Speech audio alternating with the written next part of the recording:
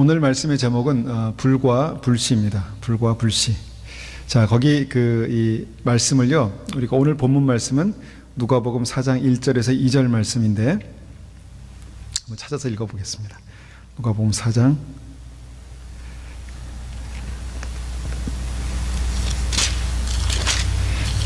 1절에서 2절 말씀입니다. 제가 이것을 쉬운 성경으로 제가 한번 읽어보겠습니다. 누가복음 4장 1절에서 2절입니다. 예수님께서 성령이 충만하여 요단강에서 돌아오셨습니다. 그리고 성령에 이끌려 광야로 가셨습니다. 그리고 40일 동안 마귀에게 시험을 받으셨습니다. 그동안에 아무것도 드시지 않아 그 기간이 끝났을 때 배가 매우 고프셨습니다. 여기까지만 우리가 한번 같이 보겠습니다. 우리의 삶 가운데 그 사단의 역사가 있습니다. 사단의 역사. 사단, 마귀, 귀신 이렇게 이제 얘기하죠. 근데 보통 지금 현대에 있는 그 교회들은 이것에 대해서 많이 말하지 않습니다. 그런데 성경을 보면 예수님의 사역 가운데 분명히 어떤 사단의 역사, 마귀의 역사, 귀신을 쫓는 역사, 그런 것들이 있었다라는 것입니다. 그러면서 제가 생각해 보게 되는 것은 뭐냐면 지금 그것들이 다 어디에 숨어 있나 그런 생각을 하게 됩니다. 믿음은 하나님과 나만의 문제가 아닙니다. 하나님과 나 사이에 여러 다른 영적인 어떤 그 세력들, 존재들이 있습니다. 하나님의 천사들도 분명히 있고 성경에 나온 대로 또 악한 사단, 귀신 이런 것들도 있습니다. 정말 뭔가 이성적인 기독교를 추구하는 그런 믿음 안에서 귀신, 사단, 마귀 이런 얘기를 하면 뭐 이런 얘기를 하나 이렇게 생각할 수 있겠지만 이것이 또한 지금 그 현대 교회들에서 볼 수 있는 미혹 중에 하나가 아닌가 생각합니다. 사단의 역사는 분명히 있습니다. 그런데 그 사단의 역사가 뭔가 우리가 오늘은 그냥 말씀을 좀 많이 찾아보면서 그 말씀 가운데서 우리가 정말 사단의 역사를 우리가 좀 깨닫고 듣는 그런 은혜가 있기를 원합니다.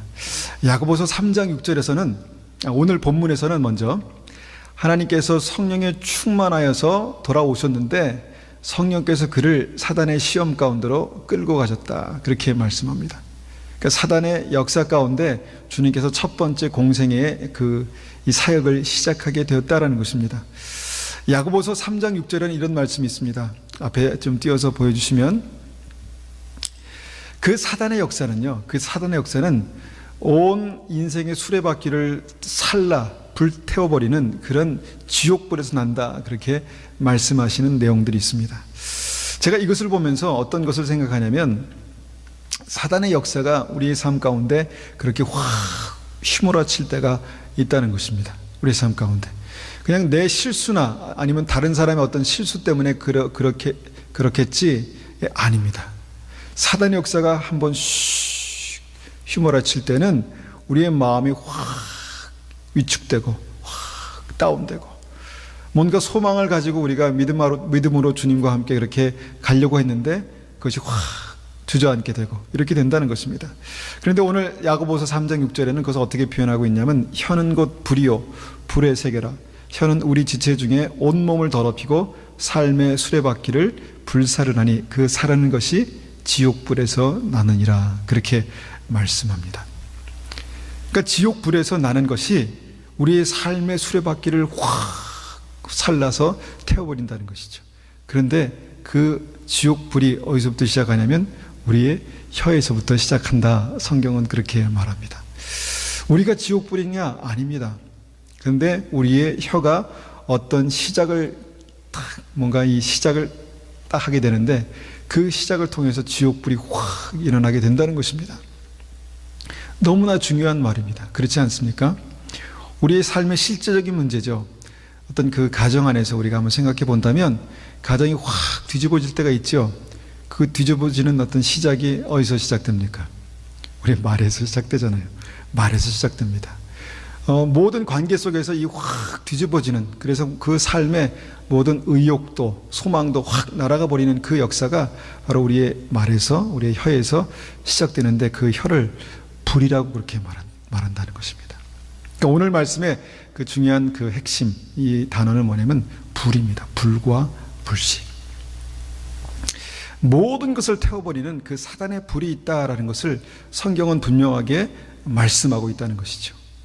모든 것을 태워버릴 수 있는 사단의 불이 우리의 그 삶 가운데 분명히 있다라는 것이죠. 저는 그것을 불씨라고 그렇게 말씀드리고 싶습니다. 어떤 면에서는 굉장히 위협적이지 않고 보이지 않지만 어느 순간 거기에 불이 확, 그것을 통해서 불이 확 일어날 수 있는 그 불씨들, 그런 것들이 있다라는 것이죠. 이것이 지옥에서 난다, 지옥불에서 난다, 그렇게 말씀하고 있습니다. 성경을 보면은 그런 예들이 충분히 있습니다. 충분히 넘쳐나게 있습니다. 우리가 어떤 이 불씨가 그의 삶 가운데 전체 인생을 살라버린 그런 예들, 부정적인 예들이 성경에 있는데, 마치 가인과 아벨 할 때 그 가인에게 그런 일이 있었죠. 아마도 형제 사이에 약간의 불화가 있었던 것 같습니다. 그런데 그 형제 사이의 불화가 어떤 나중에는 동생을 죽이는 어떤 그런 일들로 나타났죠. 멀쩡하게 있다 갑자기 예배드려 갑자기 그렇게 그랬을까요? 그렇지 않습니다. 형제 가운데 어떤 불화가 있었는데 그것이 예배라는 매개체를 통해서 확 마음이 다운되기 시작하면서 내가 동생을 죽여야지. 그리고 그는 그렇게 해서 그의 인생도 그렇게 불태워버렸다는 것이죠. 불살라버렸다는 것이죠. 사울 왕도 그랬습니다. 사울 왕도. 가롯 유다도 그랬습니다. 처음에는 작은 것으로 시작했는데 그것이 그의 온 인생을 다 불태워버렸습니다. 그 외에도 예수님을 십자가에 못 박았던 유대인들이 있었습니다. 어떻게 하나님, 메시아 하나님을 그렇게 못 박을 수 있었는가? 그들은 그렇게 했습니다. 그리고 그의 인생도 확 그렇게 불살라져 그렇게 갔습니다. 현대사에도, 근대사에도 그런 일들이 있었습니다. 정말 그 히틀러가 그의 이 미움, 증오가 확 사단의 불에 붙으니까 600만을 학살해버리는 그런 일들이 있었죠. 그리고 지금 뉴스를 보면 지금도 아프리카나 아니면 인도나 어떤 그런 여러 곳에서 좀 그렇게 정말 다른 사람 확 불살라버리고 자기 인생도 지옥불에 던져버리는 그런 일들이 굉장히 많다는 것입니다. 그렇다면 오늘 우리가 집중해서 보고자 하는 그 원인, 불씨가 뭘까 하는 것입니다. 제가 지난 주일날 꿈을 꿨는데, 제가 꿈 얘기를 가끔 하는 것은 꿈도 주님께서 말씀하실 수 있는 그런 방법이다라고 우리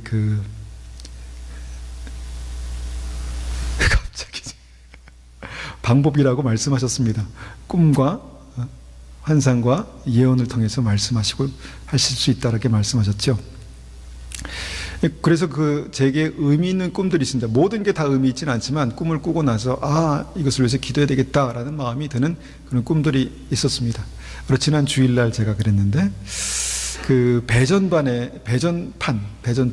우리 그 가정마다 이 전기가 공급되는 배전판 있죠. 거기서 불이 난 거예요. 그래서 꿈에서 그 불을 끄려고 무진내를 썼습니다. 처음에는 막 수건을 덮고 물수건을 갖다가 막 덮고 불이 안 꺼지는 거예요. 막 더 살아나는 거예요. 그래가지고 제가 오래된 소화기를 가져다가 막 불을 껐습니다. 그런데 조금 그 소화기는요, 제가 이 꿈속에서 느끼는 게 오랫동안 제가 사용하지 않아가지고 그냥 옆에 두었던 것인데 그걸 가지고 불을 끄니까 좀 효과가 있는 것 같았는데 여전히 막 불이 막 계속해서 꺼지는가 하면 다시 살아나고 꺼지는가 하면 다시 살아나고 막 그렇게 되는 것입니다. 그렇게 힘겹게 불을 끄다가 잠에서 깼습니다. 잠에서 깨고 나서 제가 그런 생각했죠. 왜 이 불이 꺼지지 않았을까? 기분 좋게 확 꺼졌으면 좋았을 텐데 이 불이 꺼지지 않았을까? 여러 가지 생각이 드는데 그 중에 한 가지 제 마음속에 확 꽂히는 게 뭐냐면 이 누존에 의한 불, 이것은 뭔가 단지 불만 타는 게 아니라 계속해서 불의 에너지를 공급하고 있는 이 전기라는 그 불씨가 계속해서 살아있다는 것이, 좀처럼 이것이 꺼지지 않기 때문에 계속해서 이 불씨가 공급되기 때문에 이 불이 타고 쉽게 꺼지지 않았구나라는 어떤 그 생각을 하면서 제가 일주일 동안 그런 기도를 하게 됐습니다. 우리 삶에 보면 그 쉽게 꺼지지 않는 불이 있습니다. 쉽게 꺼지지 않는 불. 그렇지 않습니까? 우리의 삶에 우리의 마음을 확 뒤집는, 우리의 가정을 확 뒤집는, 뭔가 정말 확 뒤집어질 때 늘 생각나는, 늘 하는 어떤 말, 어떤 생각, 어떤 느낌, 그런 것들이 늘 있다는 것이죠. 그런 불씨가 있다는 것입니다. 아까 우리가 가롯 유다의 얘기를 잠깐 했지만, 가롯 유다는 늘 마음속에 돈에 대한 욕심이 있었습니다. 막 한 푼, 두 푼 이게 바들바들 떨리고, 이것이 정말 어떻게 보면은 돈은 꼭 필요한 거죠. 그런데 성경을 보면 가롯 유다는 그 돈에 대한 욕심으로 이 티나지 않게 이 도벽이 있었다고 말씀합니다. 그러니까 공금, 모아진 돈을 그렇게 조금씩 꺼내서 썼다는 것이죠. 그런데 그것이 눈에 띄지도 않고 아무도 몰랐지만, 거기에 사단이 후 하고 기름을 부으니까 확 타올라가지고 그의 인생과 이제 우리가 십자가를 생각할 때와 다르게 이해할 수 있지만 예수님의 삶을 확 태워버렸다는 것입니다. 모든 사람에게 이런 것들이 있다는 것입니다. 다윗에게는 어떤 것이 있었나 보니까, 다윗에게는 뭔가 그의 삶 가운데 이 정욕이라는 것이 있었습니다. 드러나지 않았지만 그 마음 가운데 정욕이라는 것이 있었는데, 사단이 거기에 기름을 후 부었습니다. 그 불씨. 그 후 타니까 어떻게 된다면 배신, 자기를 충실하게 따랐던 그 신하에 대한 배신과 살인이 있었습니다. 어떻게 하나님의 사람 다윗이 거기까지 갈 수 있었나? 뭔가 그의 삶 가운데 불씨가 있었다는 것이죠. 거기에 뭔가 기름이 부어지니까 다 태워버렸다는 것입니다. 이런 예들이 굉장히 많습니다. 사울 왕의 불씨는 뭐였냐면 이 자존심이었습니다. 자존심. 교만의 뿌리를 둔 자존심이었습니다.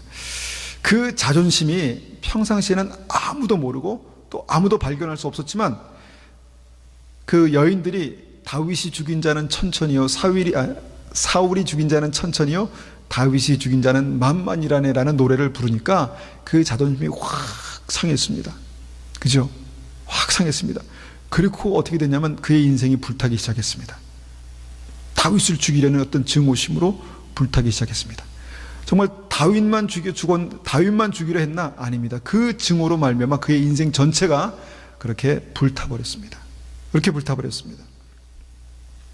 자, 그러면 우리가 이런 것들을 생각할 때 하나님께서 사랑하시는 사람들, 택하신 사람들의 삶 가운데 그런 것들이 있었다라는 것을 생각해 볼 때, 우리 안에 있는 불씨들은 무엇인가 한번 생각해 봅니다. 우리 안에 있는 불씨들. 어떤 불씨가 있습니까? 사단이 조금만 기름을 부으면, 사단이 조금만 어떤 사람을 통해서 말을 하면 확 일어나는 불씨들. 그래서 그 불씨가 우리의 삶을 정말 위협할 수 있는, 어떤 다 포기하고 싶어 하게 만들 수 있는 어떤 그 불씨들이 있다는 것이죠. 뭐 예를 들면 그렇게 말씀할 수 있죠. 원망하는 원망의 불씨. 미움, 뭐 비슷한 말이지만 누구를 미워하는 그 마음들, 판단하는 마음들. 이것이 조금씩 다르지만 어떤 상황과 처지에 따라서 내 삶 속에 그냥 불씨로 남아있다는 것입니다. 여러분, 우리가 뭐 그냥 쉽게 드러나지 않지만 우리에게도 자존심이 있지 않습니까? 젠틀하게 그냥 서로 이야기하고 관계할 때는 별로 드러나지 않지만, 누군가가 그 아픈 민감한 부분을 후벼파면 확 살아나고 막 확 뭔가 갑자기 순한 양이 맹수가 되는 어떤 그런 자존심이란 불씨가 우리에게 살아있다는 것입니다. 평소에는 가만히 있었는데 어떤 계기를 통해서 내 마음을 확 뒤집는 어떤 그 욕심이라는 어떤 그런 불씨가 있습니다. 이 불씨가 뭐냐? 이 불씨가 결국은 성경이 말씀하는 그 원죄, 죄의 문제라는 것입니다. 우리의 DNA 속에 어떻게 보면 우리가 배우지도 않았는데 처음으로 아이를 우리가 키우다 보면 아이들의 삶 가운데 볼 수 있는 어떤 그런 미움들, 다툼들, 어떤 그런 우리의 깊은 DNA 속에 그렇게 그 숨겨져 있는 그 불씨들이 있다라는 것입니다. 그래서 성경은 이런 불씨들에 대해서 피를 흘리기까지 싸우라 그렇게 말합니다. 그러니까 이 불씨가 쉽게 꺼지지 않는다는 것이죠. 이 불씨를 끄기 위해서 피를 흘리기까지 싸우라고 말씀하셨다는 것이죠. 우리가 평소에 내가 죄인인가? 정말 죄인이야? 내가 그 죄를 지었나? 난 죽인 적도 없고 남의 것을 빼앗은 적도 없는데, 그런데 주님께서는 그 나의 죄 때문에 십자가에 못 박혀 돌아가실 수밖에 없었던 그 죄의 DNA, 불씨, 그것들이 있다는 것입니다. 평소에는 잠잠히 있지만 누군가를 통해서 사단이 기름을 확 불면 확 금방 살아나는 그 불씨가 우리에게 있다는 것이죠. 그런데 주님께서 오늘 본문에서 보니까 주님께서 이 불씨를 다루시기 위해서 우리에게 실제로 삶으로 보여주신 그런 중요한 말씀이 오늘 본문에 있습니다. 누가복음 4장 말씀을 다시 한번 우리 앞에 있는 말씀 보겠습니다. 앞에 우리가 OHP로 띄워드렸는데 앞에 보겠습니다. 한번 읽어보면 예수님께서 성령에 충만하여 요단강에 돌아오셨습니다. 성령에 충만하여 돌아오셨으면 뭔가 하나님의 일을 해야 되지 않겠습니까? 근데 성령에 충만하여서 일어난 일은 성령께서 예수님을 어디로 인도하시고 끌고 가셨다는 것입니다. 성령에 끌려서 광야로 가셨는데 거기서 40일 동안 마귀에게 시험을 받으셨다는 것입니다. 예수님께서 굉장히 어려운 상황 가운데 그동안 아무것도 드시지 않아서 정말 그 기간이 끝날 때는 너무너무 배가 고팠는데 예수님께서 그런 상황에서, 열악한 상황에서 사단에게 40일 동안 마귀에게 시험을 받으셨다는 것입니다. 그 말씀을 우리가 그 개정개혁 성경을 보면 성령에게 이끌리시며 마귀에게 시험을 받으시더라 이렇게 말씀합니다. 그리고 마태복음 4장 1절에서는 성령에 이끌려 마귀에게 시험을 받으러 광야로 가서, 그러니까 목적이 사단에게 시험을 받기 위해서 성령께서 인도하셨다는 것입니다. 사단에게 시험을 받기 위해서 성령께서 예수님을 광야로 인도하셨다는 것입니다. 예수님은 성령에 충만하셨는데 그리고 주님의 그 성령께서 예수님을 그렇게 인도하셨는데 그 인도한 곳이 뭐냐면 사단에게, 마귀에게 시험받는 곳이었더라 그렇게 말씀합니다. 왜 그랬을까요? 이 말씀 가운데 우리에게 다시 한번 참 의문이 생깁니다. 왜 그러셨을까? 성령님은 왜 그렇게 충만한 예수님을 마귀에게 시험받게 하셨을까? 예수님께서 40일 동안 그 금식하시고 무척 배가 고프셨습니다. 여러분, 배고픈 것은 죄가 아니죠. 배고픈 것은 죄가 아닙니다. 그런데 배고픈 것 때문에 우리가 죄를 범할 수 있죠. 배고픈 것은 죄가 아닙니다. 그런데 배고픈 것 때문에 죄를 범할 수 있습니다. 배고픈 것에 교묘하게 숨겨져 있는 그 DNA 속에 숨겨져 있는 그 욕심, 그 죄가 배고픈 것을 통해서 남의 것을 훔치기도 하잖아요. 배고픈 것은 죄가 아니지만 그 배고픈 것을 통해서 사단이 이제 예수님께 다가옵니다. 내가 만약 하나님의 아들이거든 이 돌을 떡으로 만들어서 먹어봐라. 살다 보면 재물이 필요하죠. 재물. 천하만국 영광을 다 보여주면서 나에게 절해라. 그러면 이것을 주겠다. 재물에 대한 어떤 그런 필요가 있는데, 재물에 대한 필요를 느낀다고 해서 그게 죄입니까? 근데 거기에 불씨가 숨겨져 있다면 타겠죠. 그런데 예수님은 그 재물에 대한 유혹을, 사단은 그 재물에 대한 유혹으로 예수님께 그렇게 다가옵니다. 명예가 중요하죠. 자존심, 명예가 중요합니다. 그죠? 내가 만약에 하나님의 아들이거든 여기서 뛰어내려 봐라. 그러면 천사가 너를 분명히 붙들 것이다. 왜냐하면 하나님의 아들이기 때문에. 자존심을 건드립니다. 내가 하나님의 아들인데 라는 그런 명예를 건드린다는 것이죠. 만약에 거기에 죄가 숨겨져 있다면, 그래? 그럼 내가 한번 증명해 보이지 라고 그렇게 하지 않겠습니까? 이렇게 예수님도 그의 삶 가운데 아주 기본적인 어떤 필요들, 그런 것에 사단의 시험을 받으셨다라는 것입니다. 만약에 예수님의 그 배고픔과 어떤 재물에 대한 필요와 어떤 명예, 거기에 사단의 불씨가 숨겨져 있었다면 확 탔겠죠. 근데 예수님의 삶에는 불이 붙지 않았습니다. 예수님의 삶에는 불이 붙지 않았습니다.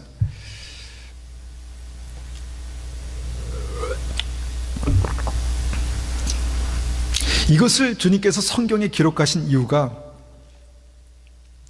무엇일까요? 우리에게 말씀하시기 원하시는 그것이 있다라는 것입니다. 예수님의 삶을 통해서 우리에게 꼭 말씀하여 하실 것이 있다라는 것입니다. 몇 가지는 생각해 봤습니다. 그것이 뭘까? 그것이 뭘까? 예수님도 사단의 시험을 받으셨다. 사단의 공격을 받으셨다는 것입니다. 예수님도. 그렇다면 우리는 어떻겠습니까? 나는 사단의 시험이 도대체 사단의 시험이 없는 것 같아. 여러분, 사단이 실제로 우리의 삶 가운데 와서 우리의 온 인생을 확 뒤집어 엎는 그런 시험이 있을까요? 없을까요? 우리에게 생명이 있다면 분명히 있을 것입니다. 우리가 죽어 있다면, 예수 그리스도의 생명이 없다면 그것이 필요 없겠죠. 그런데 우리에게 생명이 있다면, 우리에게 예수 그리스도의 생명이 있다면 분명히 있을 것입니다. 왜냐하면 예수님께도 있으셨기 때문에. 두 번째 우리가 생각해 볼 수 있는 것은 뭐냐면, 사단은 우리의 기본적인 욕구에 기름을 붓는다는 것입니다. 기본적인 욕구, 배고픔, 재정에 대한 필요, 어떤 자존심, 여기에 기름을 붓는다는 것입니다. 그래서 거기에 불씨가 남아있으면, 죄의 불씨가 남아있으면 그게 확 불이 나는 것이죠. 어떤 그 큰 엄청난 어떤 그 악한 것을 가지고 우리에게 그렇게 도전하지 않습니다. 사단은 우리의 기본적인 욕구에 기름을 붓는 것입니다. 지옥불에 기름을 붓는 것입니다. 세 번째는 뭐냐면, 예수님은 말씀으로 그 사단을 물리치셨다는 것입니다. 말씀으로. 여러분, 말씀으로 사단을 물리쳐 보셨어요? 말씀으로 마귀를 물리쳐 보셨습니까? 그리고 이 말씀을 통해서 우리가 볼 수 있는 중요한 사실은 뭐냐면, 네 번째 뭐냐면 14절에 이렇게 기록합니다. 보면은 예수님께서 성령의 능력을 가지고 갈릴리로 되돌아가셨습니다. 예수님에 대한 소문이 모든 지역에 퍼졌습니다. 예수님은 하나님의 아들이시잖아요. 이미 만약에 뭘 가지고 태어나셨으면 있는 것이죠. 그런데 성경은 이 모든 시험이 끝난 다음에 예수님께서 성령의 능력을 가지고 갈릴리로 오셨던, 갈릴리로 되돌아가셨다, 그렇게 말씀합니다. 그러니까 이 시험을 이기시고 성령의 능력을 획득하시고, 이런 말은 없지만 그것을 취하셔서 그걸 가지고 갈릴리로 가셨다는 것입니다. 그러니까 이런 악한 사단의 시험을 이기면 우리가 성령의 능력을 가질 수 있구나라는 것을 우리가 생각해 볼 수 있습니다.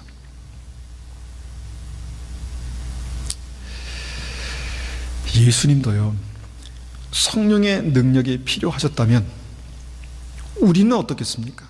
말할 나위가 없겠죠. 말할 필요가 없겠죠. 우리의 삶 가운데 이 사단의 역사가 있을 것인데, 우리에게 예수 그리스도의 생명이 있다면 분명히 사단의 역사가 있을 것인데, 우리가 이 사단의 역사를 어떻게 이길 수 있을까요? 우리는 많은 삶의 어떤 여러 가지 어려움들을 통해서 저 사람이 사단 같지만 그렇지 않습니다. 그 사람을 통해서 우리에게 기름을 붓지만 결국은 우리의 죄를 통해서 확 그 불이 나게 하는 저 사람과 나 사이에 있는 사단의 역사가 있다는 것입니다. 이것을 이해할 때 우리는 이 싸움을 이길 수 있습니다.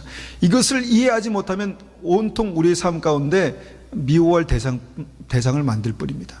미워할 대상, 판단할 대상, 점점 더 주님과 이 관계가 멀어지게 되는 것이죠. 이게 사단의 전략입니다. 그 사람을 통해서, 그 사람의 말을 통해서, 어떤 상황을 통해서 오지만 결국은 그 사람을 미워하게 하고 판단하게 해서 나를 주님으로부터 멀어지게 하려는 것이 사단의 전략이라는 것입니다. 우리가 이 말씀을 통해서 정말 효과적으로 우리의 삶을 지켜내지 못하면, 성령의 능력을 갖지 못하면 우리가 이 싸움에서 이길 수가 없습니다. 여러분, 사단을 우리의 힘으로, 우리의 혈기로 도저히 이길 수 없습니다. 도저히 이길 수가 없습니다. 우리의 삶 가운데 불씨가 남아있으면 사단이 그 기름을 부을 때마다 우리의 삶은 타오를 것입니다. 누군가가 내 자존심을 건드릴 때마다 나는 확 살아날 것입니다. 누군가가 내 재물에 대한 욕심을 건드릴 때마다 나는 그것을 놓지 못해서 결국은 그것이 이끄는 대로 내 인생을 끌려갈 것입니다.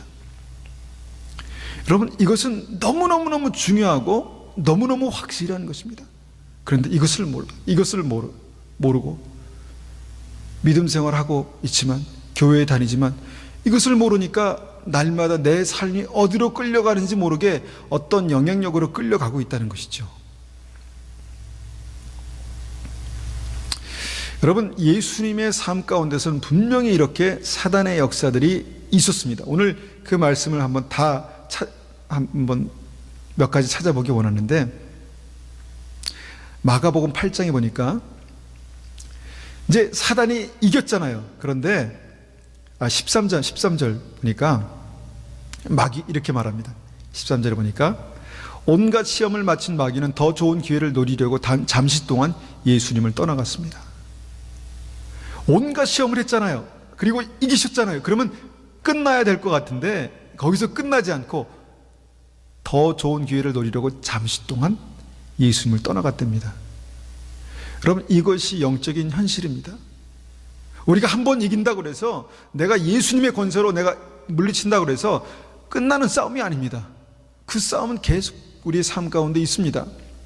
그리고 그 싸움에 이길 때마다 성령의 능력으로 강해지죠. 우리가 면역이 더욱더 강해지면 강해질수록 이런 이 바이러스나 그런 건 아무것도 아니죠. 근데 문제는 이 면역이 약해지면 작은 것에도 우리 몸이 어려워질 수 있죠. 마찬가지로 이 싸움은 계속해서 우리의 삶 가운데 성령의 능력으로 강하게 하고 믿음의 사람으로 온전히 서게 하는데, 우리가 이 싸움의 본질을 모르게 되면 우리는 그냥 당하고 계속 또 당하고, 그러면서 우리 그 불에, 이 살라지는 불 때문에 우리 인생조차도 그렇게 다 살라버릴 수 있다, 그렇게 말씀합니다. 그 다음에는 어떻게 찾아왔는가 한번 말씀만 몇 가지 찾아보겠습니다. 마가복음 8장에서는 이렇게 말씀합니다. 마가복음 8장, 예수님께서 드러내놓고 말씀하시니, 이게 십자가에 대해서 말씀하신 것입니다. 드러내놓고 말씀하시니 베드로가 예수님을 붙들고 말렸습니다. 예수님께서 돌아서서 제자들을 보시고 베드로를 꾸짖으셨습니다. 사탄아, 내 뒤로 썩 물러가라. 너는 하나님의 일은 생각지 않고 사람들의 일을 생각하는구나. 예수님께서 함께 있는 그 자리에 주님의 가장 신뢰할 만한 그 베드로에게 사단이 역사했다는 것입니다. 다시 말하면 예수님과 베드로 사이에 가장 신뢰하는 베드로를 통해서, 가장 사랑하는 베드로를 통해서 사단이 역사했다는 것입니다. 예수님은 그걸 아시고 사단아, 내 뒤로 썩 물러가라 라고 말씀하셨습니다. 베드로에게 한 것이 아니라 베드로를 통해서 역사하는 사단에게, 사단아, 내 뒤로 썩 물러가라, 내 뒤로 썩 물러가라 말씀하셨다는 것입니다. 그 사단이 어떻게 해요? 예수님의 주의를 그렇게 그냥 기회를 엿보고 기다리고 있었다는 것입니다. 틈만 나면 어떻게 한번 해보려고 그렇게 기다리고 있었다는 것이죠. 이런 어떤 이 싸움이 계속해서 예수님의 삶 가운데 진행되어 가고 있는 것을 복음서를 통해서 우리가 볼 수 있습니다. 누가복음 10장 18절에서 20절 말씀 보면은 이렇게 말씀하십니다. 예수님께서 그들에게 말씀하셨습니다. 하늘에서 사단이 번개처럼 떨어지는 것을 보았다. 그러니까 예수님께서 제자들을 파송하시고 제자들이 복음을 전했을 때 이런 일이 나타나는 것을 보았다는 것이죠. 그리고 복음을 전하러 온 제자들에게 말씀하십니다. 보아라, 내가 너희에게 뱀과 전갈을 밟고 원수의 능력을 막을 권세를 주었다. 아무도 너희를 해치지 못할 것이다. 그러나 마귀들이 너희에게 굴복한 것으로 기뻐할 것이 아니라 너희의 이름이 하늘에 기록된 것으로 기뻐하여라. 계속해서 예수님과 제자들의 삶 가운데서는 이 마귀를 물리치고 이기고 승리하고 이런 일들이 계속 반복적으로 일어나고 있었다는 것입니다. 그러니까 늘 사단이, 마귀가 그 삶의 주위에서 기회를 노리고 그를 쓰러뜨리려고 하는 어떤 그런 일들이 반드시 있었다는 것입니다. 여기서 그러면 끝났을까? 모든 것이 다 떨어지고 굴복하고 밟을 권세를 주셨고 거기서 끝났을까요? 복음서의 끝자락에서 보면은 누가복음 22장 3절에서 이렇게 말씀합니다. 12 중에 하나인 가롯인이라 부르는 유다에게 사단이 들어가니, 결국은 유다에게 사단이 들어갔다는 것입니다. 욕심을 놓지 않고 그 불씨를 계속해서 품고 있었던 유다에게 들어갔다는 것이죠. 그러니까 사단은 계속해서 이렇게 예수님 주위에, 제자들 주위에 그렇게 기회를 노리고 있었다는 것입니다. 그래서 유다는 그렇게 예수님과 함께 있으면서 그렇게 사단과 마귀와 동역하게 되는 것이죠. 예수님 주변에 계속해서 그런 일들이 일어났습니다.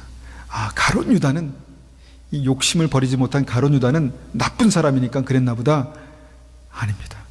누가복음 22장 31절을 보면 이렇게 말씀합니다. 보십시오. 시몬아 시몬아, 사단이 너를 마치 밀 까부르듯 하는 것을 허락해달라고 요청하였다. 그러나 나는 내가 믿음이 꺾이지 않도록 기도하였다. 내가 돌아온 후에 내 형제들을 굳게 하여라.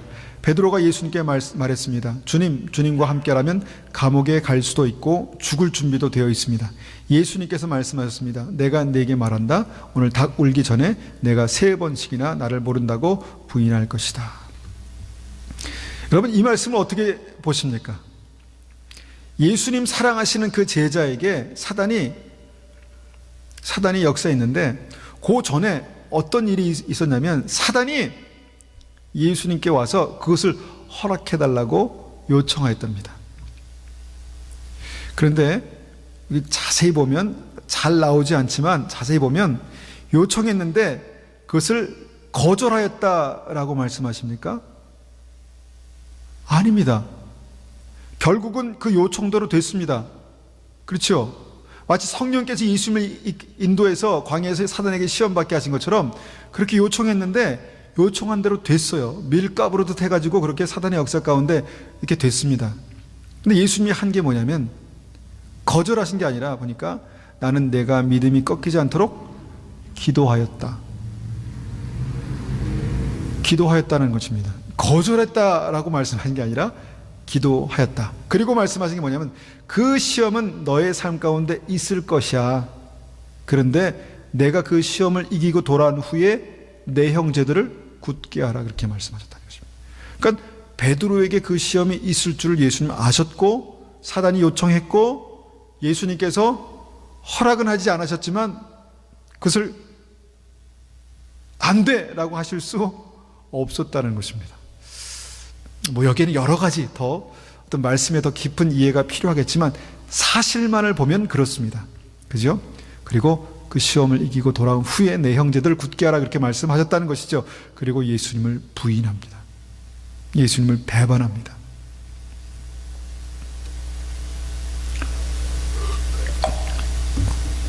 여러분, 이것이 영적인 세계에서 일어나는 일들입니다. 영적인 세계에서 일어나는 일. 예수님께도 제자들에게도 이런 일이 있었다면 우리에게는 어떻겠습니까? 만약에 우리에게 예수 그리스도의 생명이 있다면 어떻겠습니까? 더 그렇겠죠. 우리에게 예수 그리스도의 그 영생이 있다면 어떻겠습니까? 더 그렇겠죠. 예수님께서 왜 십자가를 지셨을까요? 왜? 물리치시면 되잖아요. 권능으로, 권세로 물리치시면 되는데 어떤 영적인 합법적인 어떤 그 권세, 죄와 사망의 법, 생명의 성령의 법, 이런 법이, 영적인 원리가, 법이 있었다는 것입니다. 예수님께서 이런 죄의 문제, 이 사단을 이길 수 있는 이 죄의 문제를 해결하시기 위해서, 이 법적인 문제를 해결하기 위해서 예수님께서 십자가를 지셨다는 것입니다. 그리고 십자가를 지신 다음에 다 이루었다 라고 말씀하셨습니다. 여러분, 그때보다 우리는 지금은 훨씬 더 수월한 싸움을 싸우고 있습니다. 그때보다 훨씬 더 쉬운 싸움을 싸우고 있습니다. 그렇다면 거기서 모든 사단의 역사와 사단의 어떤 그 방해는 끝났을까요? 끝나지 않았습니다. 성경만 보자면, 우리가 성경만 봅니다. 끝나지 않았습니다. 그 이후에도 사단의 역사는 계속해서 일어나고 있습니다. 사도행전 5장 3절을 보면 이렇게 말씀합니다. 그때 베드로가 말했습니다. 아나니아여, 어찌하여 사단이 그대의 마음속에 가득하여 성령을 속이고 땅을 팔아 받은 돈 가운데 얼마를 떼어 놓았소. 우리는 여기서 돈의 문제에 집중하지만, 제가 이 말씀을 통해서 우리가 오늘 보기 원하는 것은 뭐냐면, 어떻게 아나니아에게 사도행전에 그 부흥이 있었고 성령의 충만한 역사가 있었던 그 장소에서 정말 믿음의 사람, 신앙을 가지고 있는 교인 아나니아에게 사단이 가득할 수 있었을까? 여기 보니까 사단이 가득하여 그대의 마음속에 성령을 속이고자 하는 마음을 주었다라고 그렇게 말씀합니다. 그러니까 예수님이 십자가에서 이기신 이후에도 사단의 역사는 있었다는 것입니다. 또 한 군데 더 보겠습니다. 에베소서 4장 24, 27절입니다. 24절입니다. 이제는 새 사람이 되어 하나님의 모습처럼 선하고 거룩하게 살아가십시오. 거짓말을 하지 말기 바랍니다. 우리는 한 몸에 속한 자들이니 서로를 진실하게 대하십시오. 화가 나더라도 죄를 짓지 말며 해가 지기 전에 화를 풀기 바랍니다. 그렇지 않으면 사단이 여러분을 공격할 수 있도록 놔두는 것이 됩니다. 사단이 계속해서 우리 영생의 길을 가는 구원받은 하나님의 백성들, 택하셔서 구별하신 하나님의 백성들의 삶 가운데 계속해서 지금도 우리를 그렇게 공격한다는 것입니다. 계속해서 주변을 맴돌고 있다가 내가 여기 보니까 화가 났습니다. 화가 날 수도 있지요. 그런데 이것을 풀어버려야 되는데 그 화를 계속해서 품고 있습니다.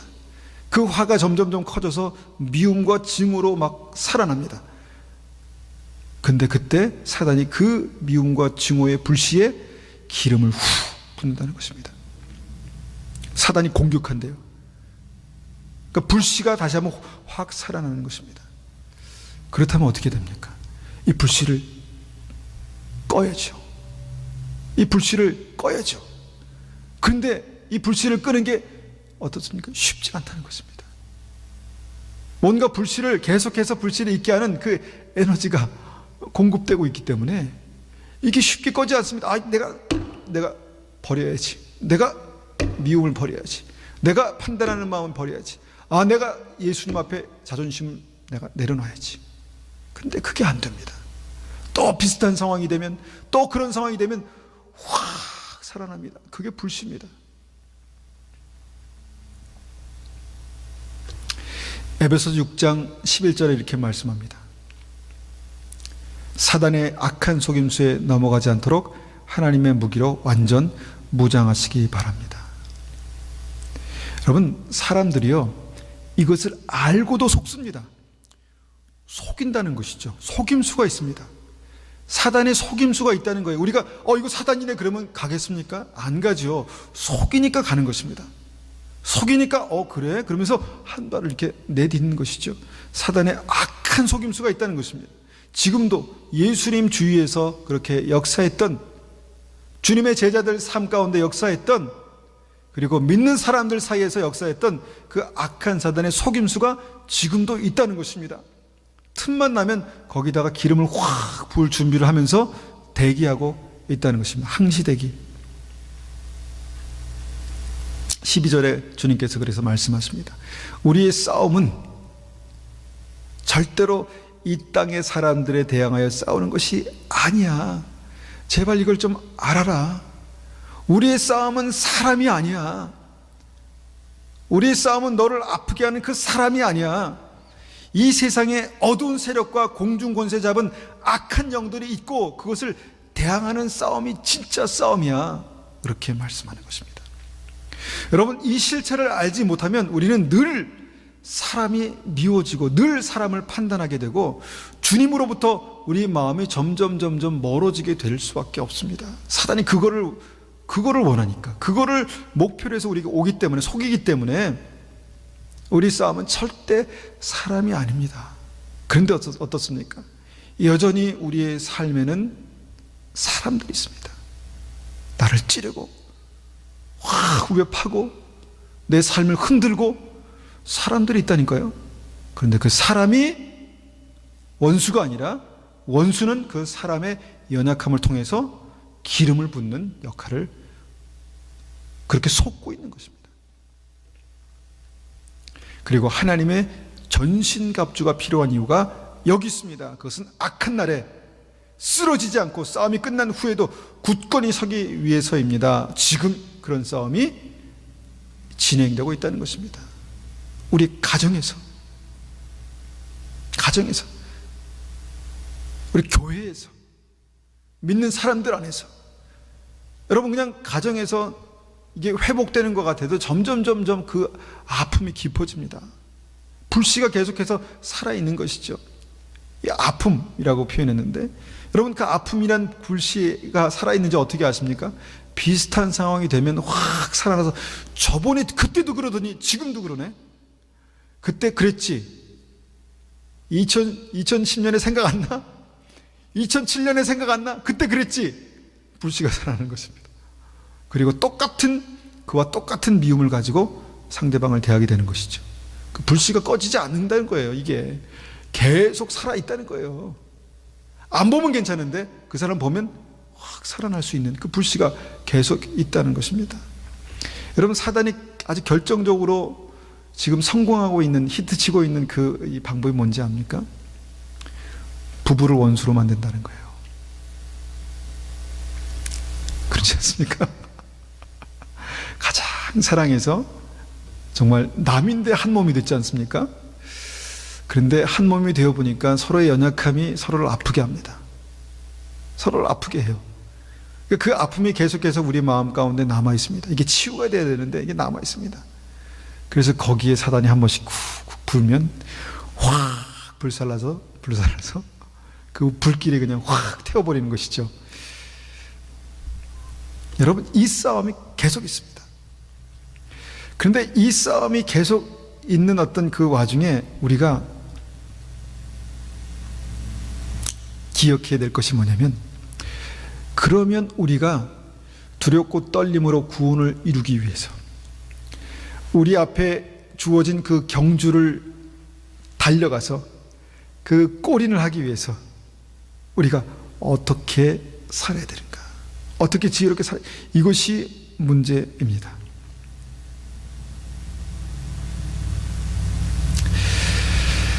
사단이 지금도 역사합니다. 지금도 역사합니다. 그렇다면 여기서, 이 시점에서 제가 지난주에, 지지난주에, 그 전에 설교했던 그 말씀을 한번 기억해 보십시오.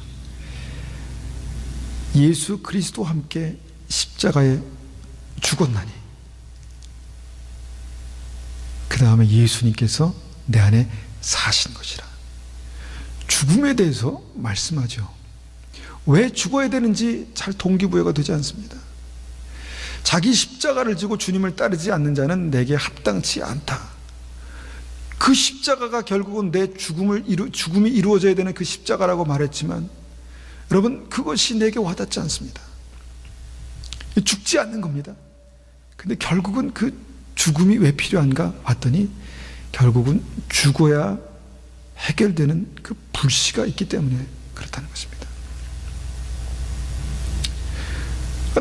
죽음은 해결됩니다. 죽음은. 근데 살아있으니까 자꾸 이게 살아나는 것입니다. 정말 죽을 수 있을까? 이 불가능해 보입니다. 죽는다는 게, 여러분, 죽는다는 게 쉬운가요? 예수 그리스도의 십자가에 못 박혀 죽는다는 게 어렵습니다. 어렵습니다. 그런데 여기에 비밀이 있다는 것입니다. 여기에 영생의 비밀이 있다는 것입니다. 영생의 비밀이 여기 있습니다. 예수님께서 지신 십자가로 모든 것이 다 끝났다면 주님께서 그런 말씀을 하실 필요가 없지요. 나를 믿으라, 내가 너에게 복 주겠다, 영생을 주겠다만 말씀하셔야지. 베드로에게도 지난주에 우리가 말씀 나눴을 때 베드로에게 나를 따르라. 그런데 이전에는 내가 내 마음대로 갔지만 나를 따르는 삶 가운데서는 다른 힘을 빼고 팔을 벌리면 다른 사람이 내게 옷을 입고 띠띠우고 다른 사람이 원하는 대로 끌고 갈 것이다. 그리고 그것이 십자가의 죽음이 이루어지는 방법이다라고 말씀드렸죠. 여러분, 이것이 왜 필요한가 봤더니 결국은 이 죽음이 우리의 삶 가운데 실제로 일어나기 위해서 사단이 존재하고, 이 죽음이 실제로 일어나는 것이 우리의 삶 가운데 예수 그리스도의 능력, 예수 그리스도의 말씀, 성령의 권능, 이것을 가지고 우리가 이기는 그런 싸움의 필요가 있다는 것입니다. 마가복음 8장 33절을 보면은, 아까 제가 베드로가 그렇게 이제 그 사단의 역사 가운데 있었다는 말씀 보았습니다. 한번 다시 읽어보겠습니다. 예수님께서 돌아서서 제자들을 보시고 베드로를 꾸짖으셨습니다. 사단아, 내 뒤로 썩 물러가라. 너는 하나님의 일을 생각지 않고 사람의 일을 생각하는구나. 예수님께서 제자들과 사람들을 불러 말씀하셨습니다. 이 중요한 말씀이죠. 누구든지 나를 따르려면 자기를 부인하고 자기 십자가를 지고 나를 따라오너라. 이것이 앞에 있는 말씀과 무슨 상관이 있습니까? 사단을 이기는 이 불을 일으키는 이 사단과의 싸움에서 이 말씀이 무슨 의미가 있을까요? 결국은 이 사단을 이기기 위해서는 예수 그리스도의 십자가 외에는 다른 방법이 없습니다. 십자가를 딱 갖다 대고 사단아 물러가라, 물론 사단아 물러가라라고 기도합니다. 그런데 결국은 이 십자가는 뭐냐면 우리의 삶 가운데서 이루어지는 것이다 라는 것입니다. 내가 예수 그리스도와 함께 못 박혀 십자가에 죽으면 주님께서 우리 안에 사십니다. 사단이 벌벌 떨고, 사단이 정말 근접도 못한 어떤 그 예수님의 권세, 권위가 우리의 삶 가운데 부어지는 것입니다. 우리가 스스로 그래, 내가 사단이 올 때마다 이겨야지, 그렇게 생각한다고 이겨질까요? 그렇지 않습니다. 내가 죽고 주님과 함께 살면 믿음의 권세로, 성령의 권능으로 우리가 이 싸움에서 승리할 수 있다는 것입니다. 여러분, 이 싸움이 우리의 삶 가운데 승리하게 될 때 우리의 삶 속에 있는 그 불신은 완전히 꺼질 것입니다. 이 싸움을 해나가는 과정 속에서 우리의 구원은 실제가 될 것입니다. 두렵고 떨림으로 그 구원을 이루게 될 것입니다. 우리 삶에 그런 은혜가 있기를 축원합니다. 우리 한번 같이 기도하겠습니다.